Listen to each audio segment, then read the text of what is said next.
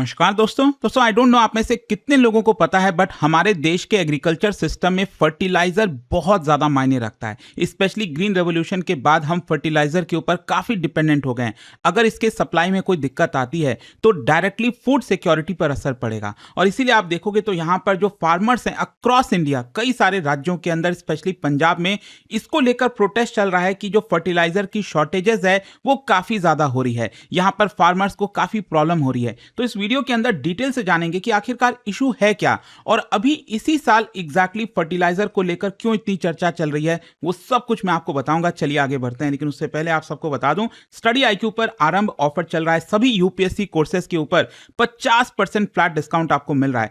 कोई भी कोर्स आप लेते हो 2027, 28, 29 का, उसके अंदर आप ये फोन नंबर पर कॉल कर सकते हैं। यहां पर जितनी भी क्वारीज है आपकी वो रिजॉल्व हो जाएंगी एंड यूज करिएगा कोड अंकित लाइव मैक्सिमम डिस्काउंट के लिए। चलिए शुरुआत करते हैं। सबसे पहले देखते हैं कि फार्मर्स प्रोटेस्ट क्यों कर रहे हैं। रिसेंटली देखने को मिला पंजाब में, हरियाणा में, राजस्थान, बिहार, मध्य प्रदेश में ऑर्गेनाइज्ड डेमोन्स्ट्रेशंस किया गया था फार्मर्स के द्वारा और डिमांड की जा रही थी कि जो सप्लाई है स्पेशली दो तरह के फर्टिलाइजर का, मैं आपको और डिटेल में बताऊंगा इसके बारे में। एक तो यूरिया है और दूसरा है डीएपी। और स्पेशली पंजाब में मैं आपको बता दूं जो प्रोटेस्ट है वो करीब 74 लोकेशंस पर एक साथ किया गया था अंडर द बैनर ऑफ किसान मजदूर मोर्चा।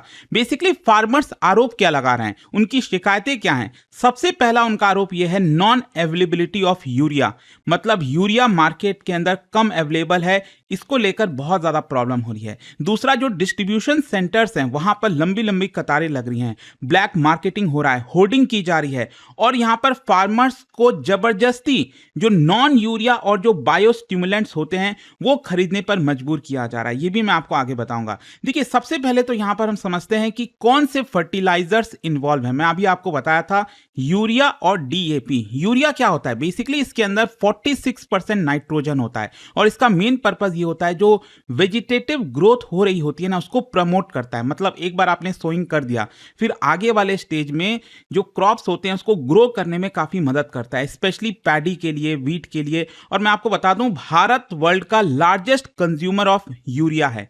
और जो दूसरा शॉर्टेजेस हो रहा है वो है डीएपी। डीएपी का मतलब है डाई अमोनियम फॉस्फेट और इसके अंदर अगर आप देखोगे तो नाइट्रोजन 18% होता है और फास्फोरस 46% होता है। तो ये आपके एग्जाम पर्सपेक्टिव से भी इंपॉर्टेंट है कि यूरिया में जो मेजर कंसंट्रेशन है वो नाइट्रोजन का है 46% और डीएपी के अंदर जो मेजर कंसंट्रेशन है वो फास्फोरस का है और फिर यहां पर नाइट्रोजन 18%। और इसका मेन पर्पस समझिए, बेसिकली क्या है, सोइंग के समय जब क्रॉप की सोइंग हो रही होती है तो उस समय root development, early crop establishment, उसमें ये काफी काम आता है डीएपी।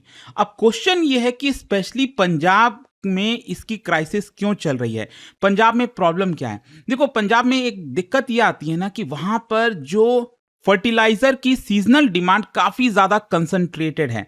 कहने का मतलब यह है कि जैसे मान लो अगर जो फर्टिलाइज़र है पूरे साल भर में अगर उसकी रिक्वायरमेंट होगी, मतलब जनवरी में, फरवरी में, मार्च, अप्रैल, इस तरह करते करते हर एक महीने में अगर रिक्वायरमेंट होगी तब तो ऐसा कोई दिक्कत नहीं आएगा। लेकिन पंजाब में स्पेशली क्या होता है, जो इंटेंसिव क्रॉपिंग सिस्टम चलता है उसमें खारिफ सीजन के स्टार्टिंग में और राबी सीजन के समय यहाँ पर आपको बड़ी मात्रा में यूरिया चाहिए होता है क्योंकि हर एक फार्मर डिमांड कर रहा होता है। क्योंकि खारिफ में समझिए यहां पर जो चावल है, पैडी है, वो मेन क्रॉप है और ये बेसिकली जून से अगस्त के बीच में होता है और यहीं पर स्टार्टिंग में जो है मैसिव रिक्वायरमेंट होती है यूरिया की। और वहीं राबी सीजन की बात करें तो इसमें जो मेन क्रॉप है वो वीट है, गेहूं, और ये अक्टूबर से नवंबर के बीच में सोइंग होती है। तो इसी के दौरान मतलब साल में 2 बार ऐसा मौका आता है पंजाब के अंदर जहां पर फर्टिलाइजर की डिमांड अचानक से बहुत ज्यादा हो जाती है। अब भारत के अंदर जो डिस्ट्रीब्यूशन सिस्टम है फर्टिलाइजर का उसमें एक स्ट्रक्चरल प्रॉब्लम है। क्या है ना, जो सेंट्रल गवर्नमेंट है वो फर्टिलाइजर का प्रोक्योरमेंट, सब्सिडीज, स्टेट को कितना एलोकेट होगा, वो सब कुछ सेंट्रल गवर्नमेंट कंट्रोल करती है। तो इंस्टेड एक ही बार में सारा का सारा फर्टिलाइजर भेजने के बजाय सेंट्रल गवर्नमेंट क्या करती है कि बैचेस में उसको रिलीज करती है, जिसकी वजह से जब एक्चुअल में डिमांड होती है बहुत ज्यादा उस समय उतना सप्लाई नहीं हो पाता। सरकार ये कह रही होती है कि हम आपको बैचेस में अलग अलग महीनों में इसको भेजा करेंगे, लेकिन पंजाब के फार्मर्स का डिमांड है कि भाई देखो अभी तो राबी सीजन है, अभी खारिफ सीजन है, तो इस समय हमें ये चाहिए, आप बाद में भेजकर करोगे क्या। तो ये मेन प्रॉब्लम हो जाती है। इसकी वजह से लंबी लंबी कतारें लगना, पैनिक बाइंग, लोग होर्डिंग करने लगते हैं कि भाई अभी जितना है खरीद लो, बाद में मिलेगा नहीं, लोकल शॉर्टेजेस हो जाते हैं। तो ये स्ट्रक्चरल मिसमैच है, it is one of the biggest reason जिसकी वजह से ये प्रोटेस्ट हो रहा है। लेकिन स्पेशली इस साल फर्टिलाइज़र को लेकर क्यों चर्चा हो रही है? Biggest reason is West Asia में वो वॉर चल रहा है। क्योंकि अब देखिए यहाँ पर भारत का जो फर्टिलाइज़र मतलब भारत जो है डिपेंडेंट है। जैसे हम ऑयल मंगाते हैं, गैस मंगाते हैं, इंपोर्ट कराते हैं, हम डिपेंडेंट हैं, गोल्ड मंगाते हैं। सेम उसी प्रकार से भारत फर्टिलाइज़र के मामले में भी डिपेंडेंट है। जैसे मैं आपको बताऊं, यूरिया, भारत आप समझो जितना भी यूरिया इंपोर्ट करता है उसका 75% अकेले हम ये गल्फ कोऑपरेशन काउंसिल जो कंट्रीज हैं वहां से मंगाते हैं। सऊदी अरब, यूएई, कतर, बहरीन हो गया, कुवैत हो गया, यूएई हो गया, इन सभी देशों से हम 75% अपना इंपोर्ट का रिक्वायरमेंट करते हैं। और इनफैक्ट अगर आप देखोगे जो डीएपी मैंने बताया, तो सबसे ज्यादा डीएपी हम मंगाते हैं सऊदी अरब से। तो हम अभी भी डिपेंडेंट है। अच्छा, यहां पर आपके मन में क्वेश्चन आएगा कि गल्फ कंट्रीज ही क्यों? मतलब फर्टिलाइजर के मामले में हम और भी तो कहीं से मंगा सकते हैं। एक चीज समझिएगा, जो फर्टिलाइजर का प्रोडक्शन होता है ना, उसका जो सबसे मेन रॉ मटेरियल है वो है नेचुरल गैस। मतलब यूरिया बनाना हो, अमोनिया बनाना हो, इन सब में natural gas is the main raw material. और अब आप सब जानते हो कि यहाँ पर जो नेचुरल गैस इंपोर्ट करते हैं ज्यादातर हम गल्फ कंट्रीज से करते हैं। तो अगर वेस्ट एशिया में वॉर चलेगी, गैस में डिसरप्शन आएगा। कतर में आप सब जान रहे हो उनका 20% पूरा प्रोडक्शन रुक गया है, जिस तरह से वो उनके प्लांट डैमेज हुए हैं। फिर जब गैस में प्रॉब्लम आती है तो फर्टिलाइजर डिस्ट्रप्शन होता है, हायर प्राइसेस बढ़ जाते हैं, और इसकी वजह से अल्टीमेटली भारत के जो किसान हैं उनको लॉस होता है। अच्छा, यहाँ पर स्टेट ऑफ हॉर्मुज तो आप सब जान ही रहे हो, मुझे कोई बहुत ज़्यादा बताने की जरूरत नहीं है कि स्टेट ऑफ हॉर्मुज की वजह से यहाँ पर जो सप्लाई चेन वगैरह है वो पूरा डिसरप्ट हो चुका है। अच्छा, क्वेश्चन ये है कि भारत का वो मेन हिडन वल्नरेबिलिटी क्या है? मतलब देखिए, हम फर्टिलाइजर के मामले में तो मैंने आपको बता ही दिया कि हम नेचुरल गैस क्योंकि इंपोर्ट करते हैं वो एक प्रॉब्लम है। लेकिन इसके अलावा भी आप देखोगे फर्टिलाइजर बनाने में बहुत सारी चीजों का रिक्वायरमेंट होता है, वो भी हम इंपोर्ट कराकर पूरा करते हैं। वो भी भारत में आपको बहुत कम मात्रा में मिलेगा, चाहे वो रॉक फॉस्फेट है, फॉस्फोरिक एसिड है, अमोनिया है, सल्फर है, सल्फ्यूरिक एसिड है, नेचुरल गैस, ये सब कुछ भारत इंपोर्ट डिपेंडेंट है। सो ना जस्ट इमेजिन, अगर हम इन सारी चीज़ों के ऊपर डिपेंडेंट रहेंगे तो भारत में तो क्राइसिस आएगी। अच्छा, यहाँ पर दुनिया भर में जो प्राइसेस हैं वो बढ़ रहे हैं, और ये क्यों बढ़ रहे हैं? जो मैंने आपको लिंक करके बताया कि गैस के प्राइसेस बढ़ रहे हैं, और क्योंकि गैस मेन इंपुट है यूरिया का प्राइस ऑटोमेटिकली बढ़ जाएगा। शिपिंग में डिसरप्शन आया है, ये जो आपका स्ट्रेट ऑफ हॉर्मुज और जो वॉर वगैरह चल रहा है। फिर प्रोडक्शन शटडाउन हो गया है, कई सारे गल्फ फैसिलिटीज में यहाँ पर प्रोडक्शन को रोक दिया गया because of energy and security concern. अच्छा, यहां पर एक और चीज बताता हूं, फर्टिलाइजर को लेकर क्राइसिस या शॉर्टेजेस तो है ही है, लेकिन उससे भी बड़ी जो प्रॉब्लम होने वाली है देश में इकोनॉमी के पर्सपेक्टिव से, वो है फर्टिलाइजर सब्सिडी क्राइसिस। क्या होता है ना कि India is heavily subsidise fertilisers. मतलब आप समझो, जैसे मान लो अगर सरकार ने कहा है कि हम फार्मर्स को 10 रुपए पर किलो में फर्टिलाइजर देंगे, 10 रुपए पर किलो का फर्टिलाइजर देंगे।